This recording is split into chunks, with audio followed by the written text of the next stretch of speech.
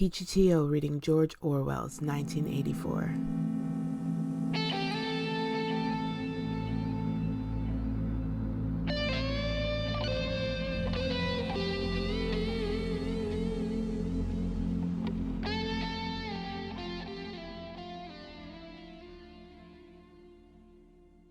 Chapter 5.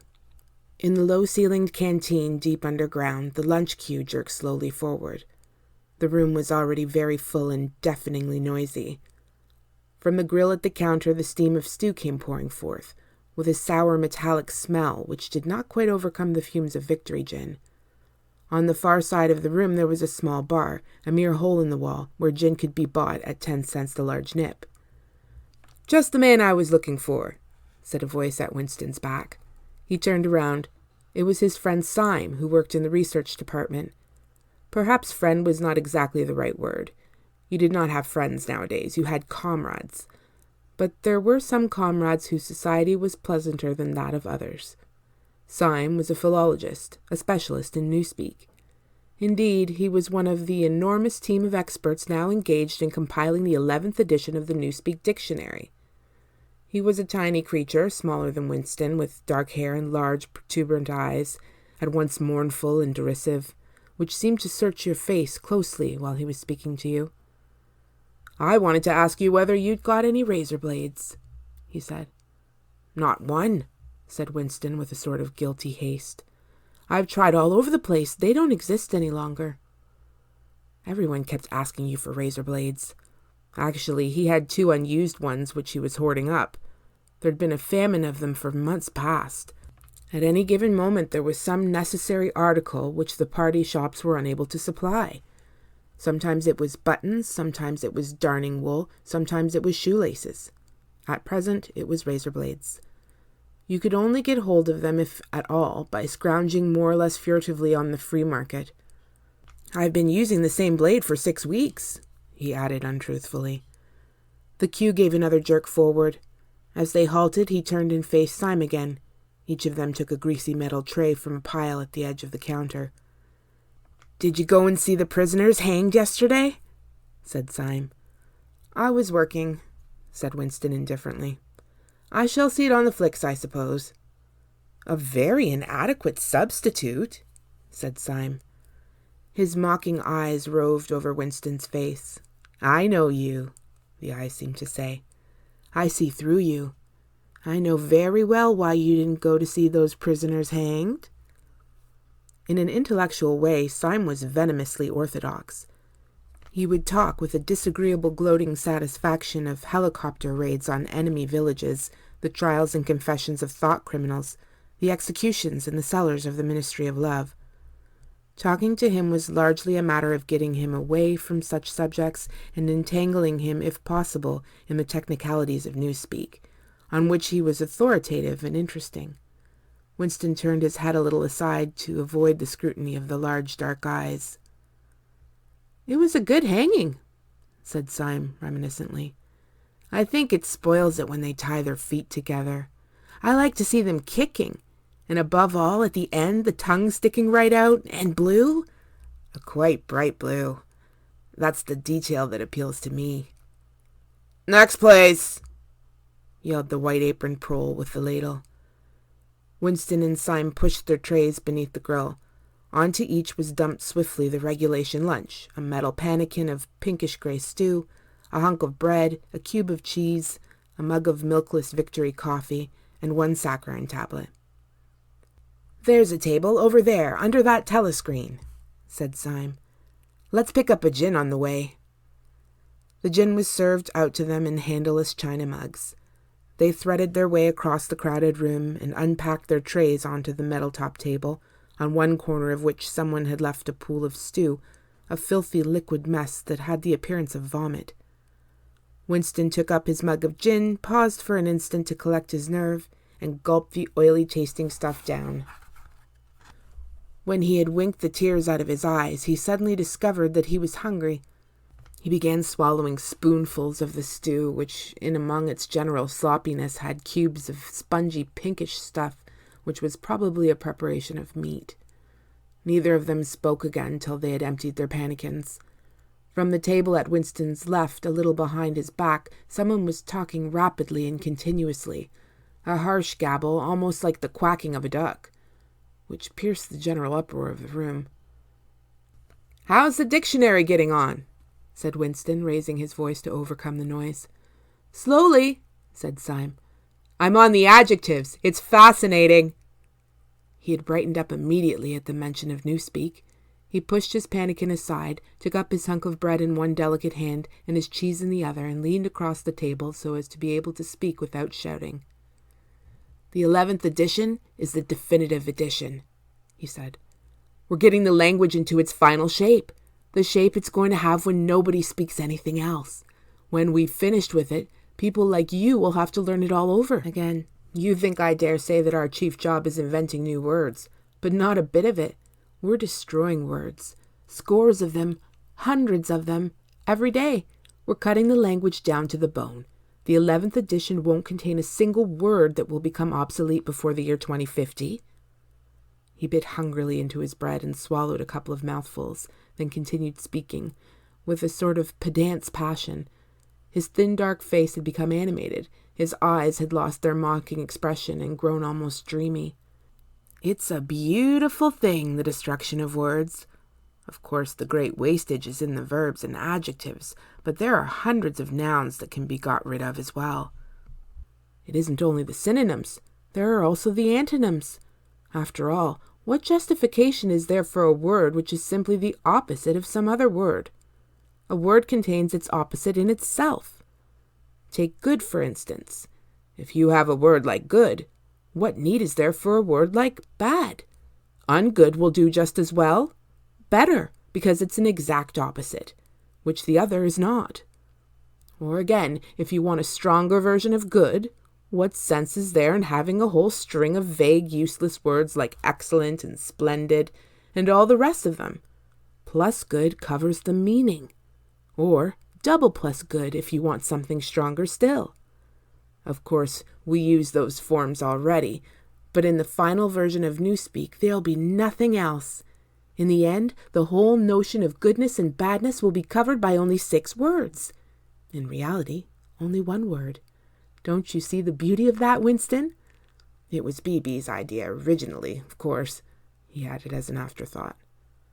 A sort of vapid eagerness flitted across Winston's face at the mention of Big Brother. Nevertheless, Syme immediately detected a certain lack of enthusiasm. "You haven't a real appreciation of Newspeak, Winston," he said, almost sadly. "Even when you write, you're still thinking in old speak. I've read some of those pieces that you write in the Times occasionally. They're good enough, but they're translations. In your heart, you'd prefer to stick to old speak, with all its vagueness and its useless shades of meaning. You don't grasp the beauty of the destruction of words. Do you know that Newspeak is the only language in the world whose vocabulary gets smaller every year?" Winston did know that, of course. He smiled sympathetically, he hoped, not trusting himself to speak. Syme bit off another fragment of the dark-colored bread, chewed it briefly, and went on. "Don't you see that the whole aim of Newspeak is to narrow the range of thought? In the end, we shall make thought crime literally impossible, because there will be no words in which to express it. Every concept that can ever be needed will be expressed by exactly 1 word, with its meaning rigidly defined and all its subsidiary meanings rubbed out and forgotten. Already in the 11th edition, we're not far from that point. But the process will still be continuing long after you and I are dead. Every year, fewer and fewer words, and the range of consciousness always a little smaller. Even now, of course, there's no reason or excuse for committing thought crime. It's merely a question of self-discipline, reality control. But in the end, there won't be any need even for that. The revolution will be complete when the language is perfect. Newspeak is Ingsoc, and Ingsoc is Newspeak." He added with a sort of mystical satisfaction, "Has it ever occurred to you, Winston, that by the year 2050, at the very latest, not a single human being will be alive who could understand such a conversation as we are having now?" "Except," began Winston doubtfully, and then stopped. It had been on the tip of his tongue to say, "except the proles," but he checked himself, not feeling fully certain that this remark was not in some way unorthodox. Syme, however, had divined what he was about to say. "The proles are not human beings," he said carelessly. "But 2050, earlier probably, all real knowledge of Old Speak will have disappeared. The whole literature of the past will have been destroyed. Chaucer, Shakespeare, Milton, Byron, they'll exist only in Newspeak versions, not merely changed into something different, but actually changed into something contradictory of what they used to be. Even the literature of the party will change. Even the slogans will change. How could you have a slogan like 'freedom is slavery' when the concept of freedom has been abolished? The whole climate of thought will be different. In fact, there will be no thought, as we understand it now. Orthodoxy means not thinking, not needing to think. Orthodoxy is unconsciousness." One of these days, thought Winston with sudden deep conviction, Syme will be vaporized. He is too intelligent, he sees too clearly and speaks too plainly. The party does not like such people. One day he will disappear. It is written in his face. Winston had finished his bread and cheese. He turned a little sideways in his chair to drink his mug of coffee. At the table on his left, the man with the strident voice was still talking remorselessly away. A young woman, who was perhaps his secretary, and who was sitting with her back to Winston, was listening to him, and seemed to be eagerly agreeing with everything that he said. From time to time, Winston caught some such remark as, "I think you're so right, I do so agree with you," uttered in a youthful and rather silly feminine voice. But the other voice never stopped for an instant, even when the girl was speaking. Winston knew the man by sight, though he knew no more about him than that he held some important post in the fiction department. He was a man of about 30, with a muscular throat and a large mobile mouth. His head was thrown back a little, and because of the angle at which he was sitting, his spectacles caught the light and presented to Winston two blank discs instead of eyes. What was slightly horrible was that from the stream of sound that poured out of his mouth, it was almost impossible to distinguish a single word. Just once Winston caught a phrase, "complete and final elimination of Goldsteinism," jerked out very rapidly, and as it seemed all in one piece, like a line of typecast solid. For the rest it was just a noise, a quack quack quacking. And yet, though you could not actually hear what the man was saying, you could not be in any doubt about its general nature. He might be denouncing Goldstein and demanding sterner measures against thought criminals and saboteurs. He might be fulminating against the atrocities of the Eurasian army. He might be praising Big Brother or the heroes on the Malabar front. It made no difference. Whatever it was, you could be certain that every word of it was pure orthodoxy, pure ingsoc. As he watched the eyeless face with the jaw moving rapidly up and down, Winston had a curious feeling that this was not a real human being, but some kind of dummy. It was not the man's brain that was speaking. It was his larynx. The stuff that was coming out of him consisted of words, but it was not speech in the true sense. It was a noise uttered in unconsciousness, like the quacking of a duck.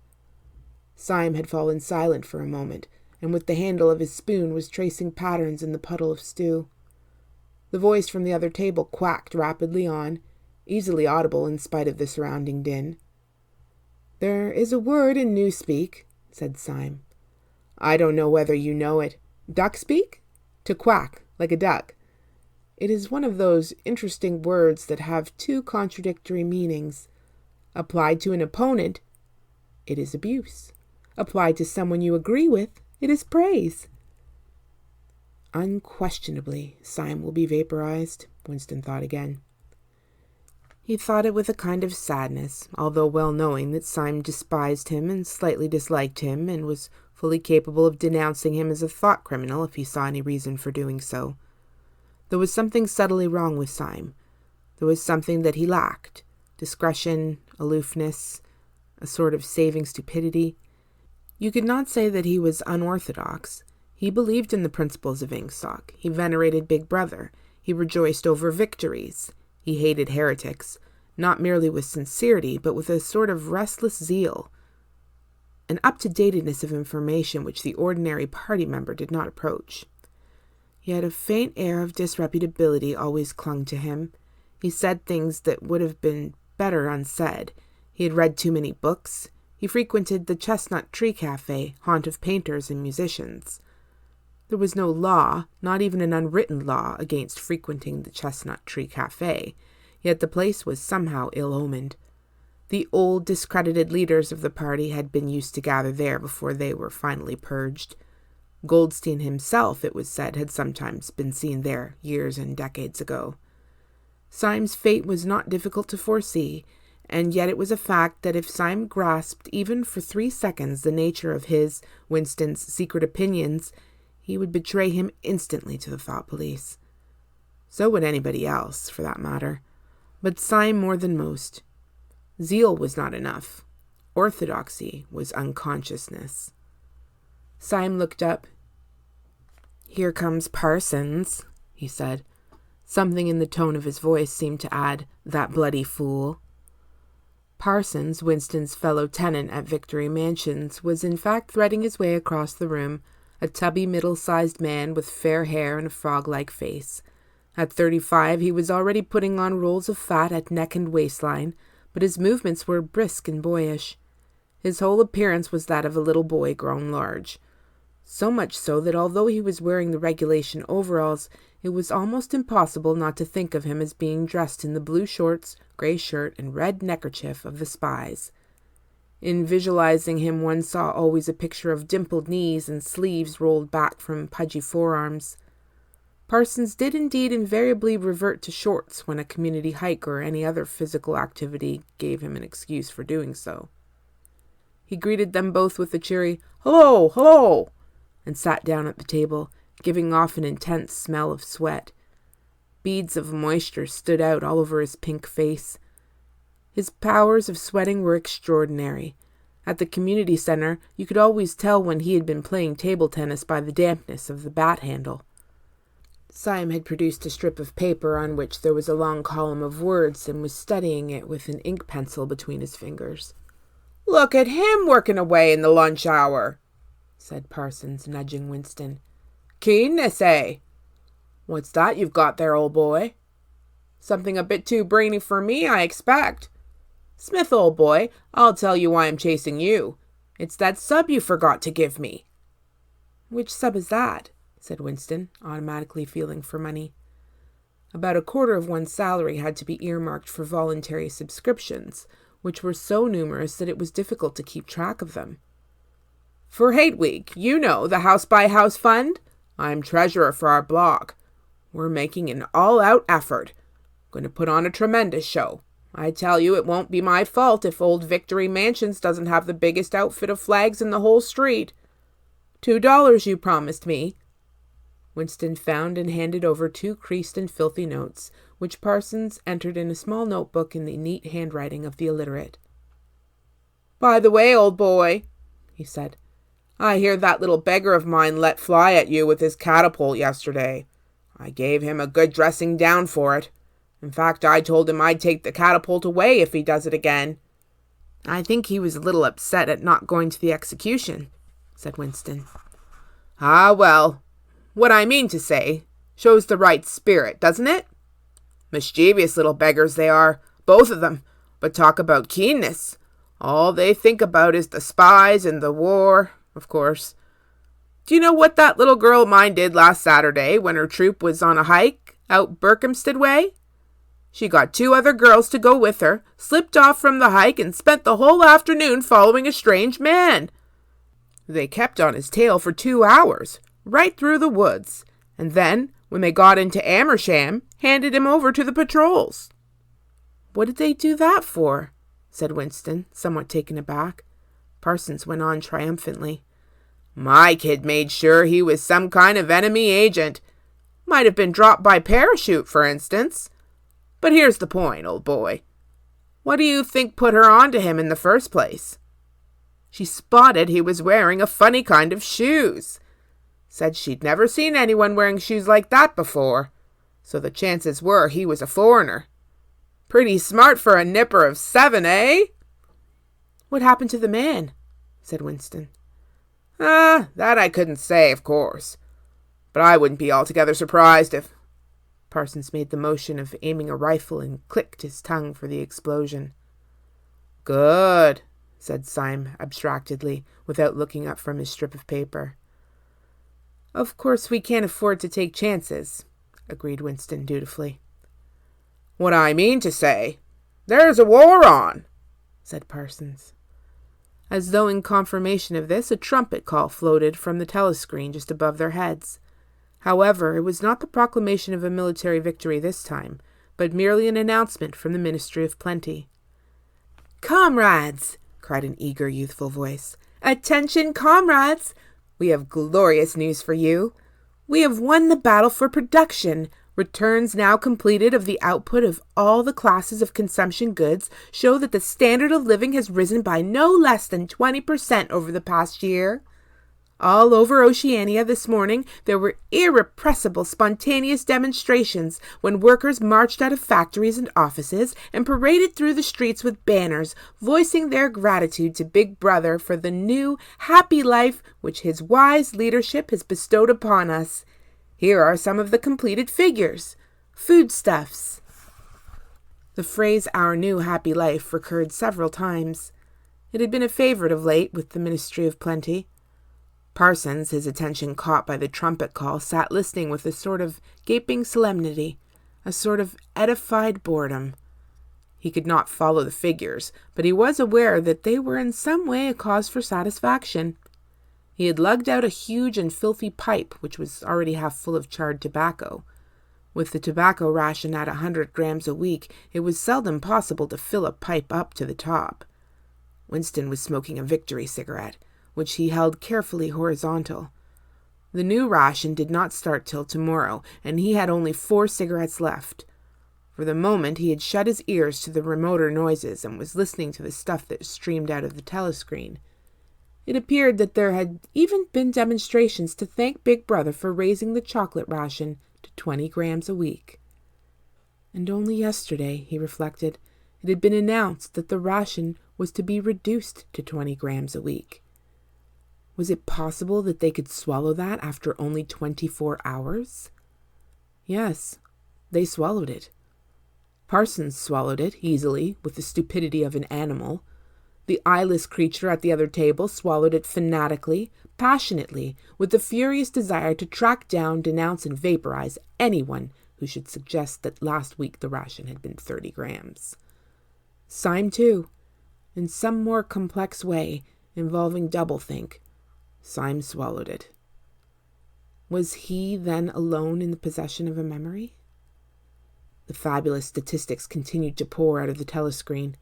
As compared with last year, there was more food, more clothes, more houses, more furniture, more cooking pots, more fuel, more ships, more helicopters, more books, more babies. More of everything except disease, crime, and insanity.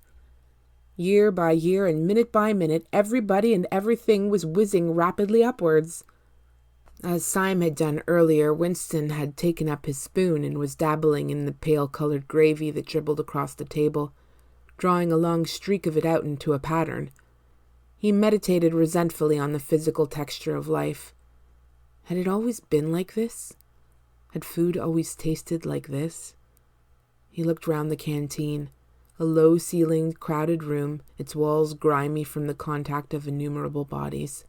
Battered metal tables and chairs, placed so close together that you sat with elbows touching. Bent spoons, dented trays, coarse white mugs. All surfaces greasy, grime in every crack, and a sourish composite smell of bad gin and bad coffee and metallic stew and dirty clothes. Always in your stomach and in your skin there was a sort of protest, a feeling that you had been cheated of something that you had a right to. It was true that he had no memories of anything greatly different. In any time that he could accurately remember, there had never been quite enough to eat. One had never had socks or underclothes that were not full of holes. Furniture had always been battered and rickety. Rooms underheated, tube trains crowded, houses falling to pieces, bread dark-colored, tea a rarity, coffee filthy tasting, cigarettes insufficient. Nothing cheap and plentiful except synthetic gin. And though, of course, it grew worse as one's body aged, was it not a sign that this was not the natural order of things, if one's heart sickened at the discomfort and dirt and scarcity, the interminable winters, the stickiness of one's socks, the lifts that never worked, the cold water, the gritty soap, the cigarettes that came to pieces, the food with its strange evil tastes? Why should one feel it to be intolerable unless one had some kind of ancestral memory that things had once been different? He looked round the canteen again. Nearly everyone was ugly, and would still have been ugly even if dressed otherwise than in the uniform blue overalls. On the far side of the room, sitting at a table alone, a small, curiously beetle-like man was drinking a cup of coffee, his little eyes darting suspicious glances from side to side. How easy it was, thought Winston, if you did not look about you, to believe that the physical type set up by the party as an ideal, tall, muscular youths and deep-bosomed maidens, blonde hair, vital, sunburnt, carefree, existed and even predominated. Actually, so far as he could judge, the majority of people in Airstrip 1 were small, dark, and ill-favored. It was curious how that beetle-like type proliferated in the ministries. Little dumpy men, growing stout very early in life, with short legs, swift scuttling movements, and fat, inscrutable faces with very small eyes. It was the type that seemed to flourish best under the dominion of the party. The announcement from the Ministry of Plenty ended on another trumpet call and gave way to tinny music. Parsons, stirred to vague enthusiasm by the bombardment of figures, took his pipe out of his mouth. "The Ministry of Plenty's certainly done a good job this year," he said with a knowing shake of his head. "By the way, Smith, old boy, I suppose you haven't got any razor blades you can let me have?" "Not one," said Winston. "I've been using the same blade for 6 weeks myself." "Ah, well, just thought I'd ask you, old boy." "Sorry," said Winston. The quacking voice from the next table, temporarily silenced during the ministry's announcement, had started up again, as loud as ever. For some reason, Winston suddenly found himself thinking of Mrs. Parsons, with her wispy hair and the dust in the creases of her face. Within 2 years, those children would be denouncing her to the thought police. Mrs. Parsons would be vaporized. Syme would be vaporized. Winston would be vaporized. O'Brien would be vaporized. Parsons, on the other hand, would never be vaporized. The eyeless creature with the quacking voice would never be vaporized. The little beetle-like men who scuttled so nimbly through the labyrinth corridors of ministries, they too would never be vaporized. And the girl with dark hair, the girl from the fiction department, she would never be vaporized either. It seemed to him that he knew instinctively who would survive and who would perish, though just what it was that made for survival, it was not easy to say. At this moment he was dragged out of his reverie with a violent jerk. The girl at the next table had turned partly round and was looking at him. It was the girl with dark hair.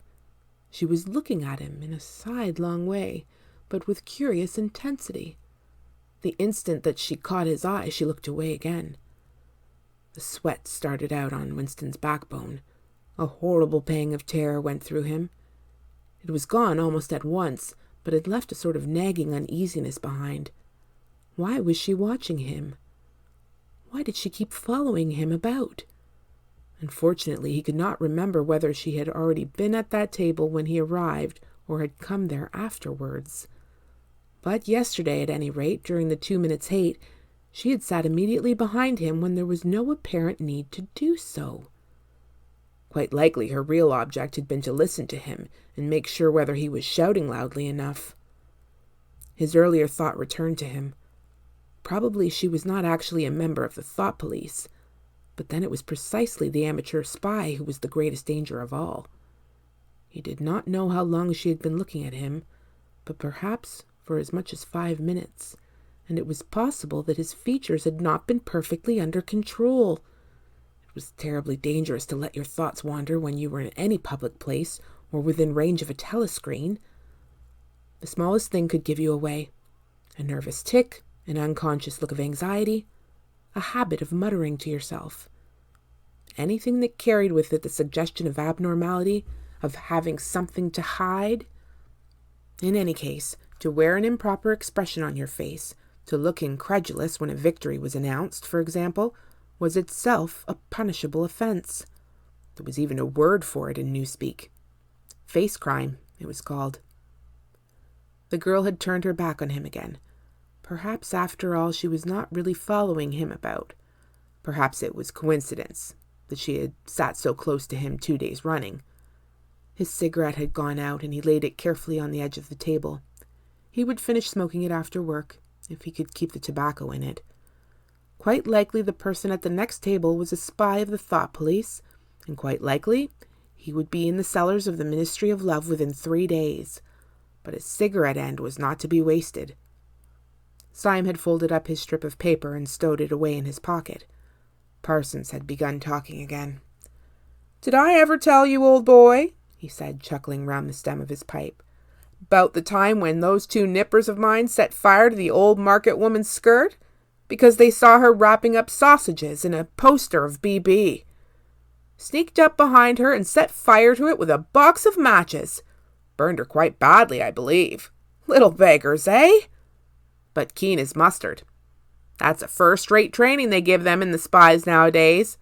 Better than any in my day, even. What do you think's the latest thing they've served them out with?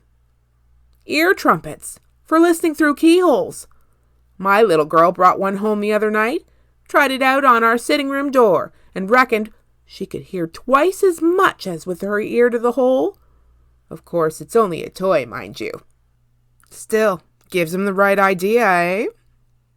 At this moment, the telescreen let out a piercing whistle. It was the signal to return to work. All 3 men sprang to their feet to join in the struggle round the lifts, and the remaining tobacco fell out of Winston's cigarette. If you've enjoyed this reading, please let me know by clicking the like button, subscribing, and hitting the notification bell so that you know when another story is available. Please visit peachybooks.ca to read my reviews and have some lively discussions about great books. Thanks for listening.